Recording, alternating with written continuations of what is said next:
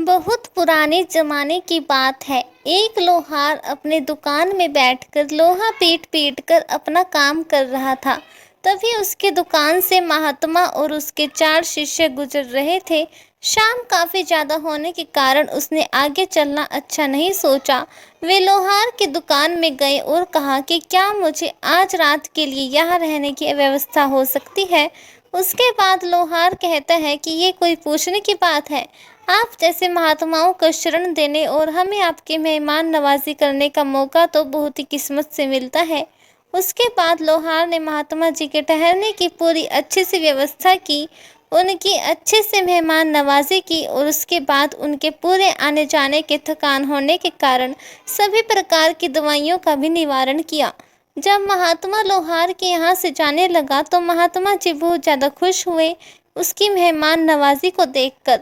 अगले दिन महात्मा और उसके शिष्य जाने की तैयारी कर रहे थे। उसके बाद महात्मा लोहार के पास आता है, कहता है कि तुम्हें 3 वरदान मैं दे सकता हूँ, बताओ तुम्हें क्या चाहिए।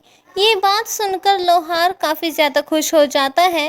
कहता है कि मैं तो ऐसी चीज़ें मांग लूँगा जिसकी मुझे बहुत ज़्यादा ज़रूरत होती है।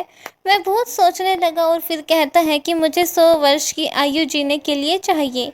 महात्मा कहते हैं कि ये लो हो गया, अब तुम 100 वर्ष तक जिंदा रहोगे। उसके बाद उसे महात्मा कहता है कि तुम अपनी अगली इच्छा बताओ, मैं जरूर उसे पूरी करूंगा। कुछ सोचने के बाद लोहार फिर कहता है कि आप मुझे ऐसा वरदान दीजिए कि मेरी दुकान में कभी काम की कमी न हो। महात्मा ने लोहार को ऐसा वरदान दे दिया और कहा कि अब से 100 वर्ष तक तुम्हारी दुकान में किसी भी काम की कमी नहीं होगी। उसके बाद महात्मा जी ने कहा कि अपना तीसरा वरदान बताओ। लोहार के पास कुछ समझ में नहीं आया। उसने जल्दबाजी में कह दिया कि इस कुर्सी पर जो भी बैठे वह मेरी मर्जी के बिना नहीं उठ पाएगा, ऐसा वरदान दीजिए। महात्मा जी ने वरदान दे दिया। उन्होंने कहा कि आज के बाद जो भी इस कुर्सी पर बैठेगा वह तुम्हारी मर्जी के बगैर उठ नहीं पाएगा। उनकी ज़िंदगी उसकी खुशी से चलने लगी थी। उसके पास किसी प्रकार के कोई काम की कमी बिल्कुल भी नहीं हो रही थी। उसके बाद वह कई दिनों तक जवान रहा, लेकिन उसके सभी साथी मर गए थे और कुछ बूढ़े हो गए थे कि मरने ही वाले थे। लेकिन लोहार को अभी तक कुछ भी नहीं हुआ था, क्योंकि लोहार को महात्मा जी ने एक साथ 100 वर्ष जीने का वरदान जो दिया था। जैसे ही 100 वर्ष पूरे हो गए, यमराज उसके घर पर आते हैं और लोहार से कहते हैं कि तुम्हारा वक्त पूरा हो चुका है, चलो मेरे साथ। उसके बाद लोहार अपनी होशियारी दिखाता है और यमराज से कहता है कि मुझे थोड़ा सा काम है, मैं हथियारों को अलग अलग करके एक जगह रख दूं ताकि जो भी आएगा इसे ले जाएगा अपने प्रयोग के लिए। उसके बाद लोहार यमराज से कहता है कि आप उस कुर्सी पर बैठे, 2 मिनट में मैं अपना काम पूरा कर लेता हूँ, मैं फिर आपके साथ चलने के लिए तैयार रहूँगा। जैसे ही महात्मा जी ने वरदान दिया, कुर्सी पर यमराज जी बैठते हैं। लोहार बहुत ज़्यादा खुश हो जाता है। वह बहुत ज़्यादा ज़ोरों से हंसने लगता है और कहता है कि आप मेरी मर्जी के बगैर तो कोई उठ भी नहीं पाएगा, तुम मुझे मेरी मृत्यु तक कैसे लेकर जाओगे। उसके बाद लोहार वहां से चला जाता है और खुशी खुशी अपने घर में जाकर पार्टी करने के बारे में सोचता है। इस वजह से वह मुर्गे को काटने के लिए खोजता है तो मुर्गा कटकर तुरंत वापस जुड़ जाता है, क्योंकि यमराज जी को तो उन्होंने वहां पर बैठाकर कैद करके रखा था। इस कारण से पूरी दुनिया में किसी की भी मृत्यु उस वक्त नहीं हो रही थी। फिर उसके बाद लोहार ने एक बकरे को बुलाया और उन्होंने कहा कि चलो इस बकरे की मीट से आज हम पार्टी करेंगे। फिर उन्होंने जैसे ही बकरे को काटने की कोशिश की, बकरा नहीं कटा और वापस जुड़ गया और फिर वहां से भाग गया।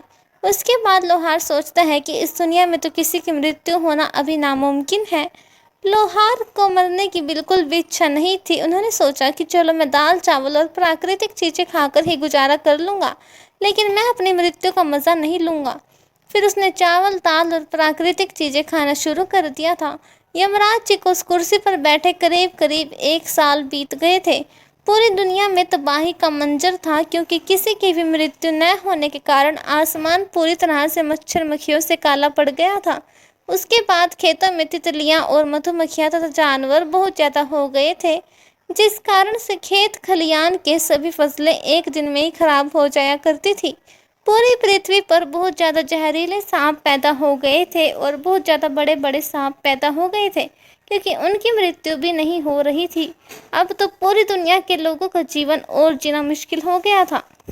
के बाद लोहार को अपने पर पछतावा होता है और कहता है कि मैंने बेकार में यमराज को उस कुर्सी पर बैठा दिया, पूरी दुनिया का तहस नहस हो गया है।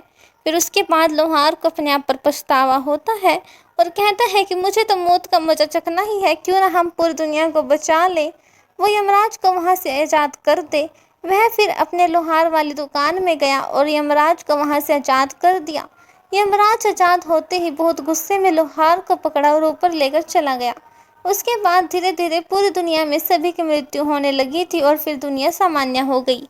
इस धार्मिक कहानी से हमें यह सीख मिलती है कि हमें सभी को मौत का मज़ा तो लेना ही है। मौत से कोई भाग नहीं सकता, किसी की मृत्यु कभी भी किसी भी वक्त हो सकती है। इसलिए कोई भी ज़्यादा अपने घमंड को बढ़ावा न दे और मनुष्य के काम आने का प्रबंध करें।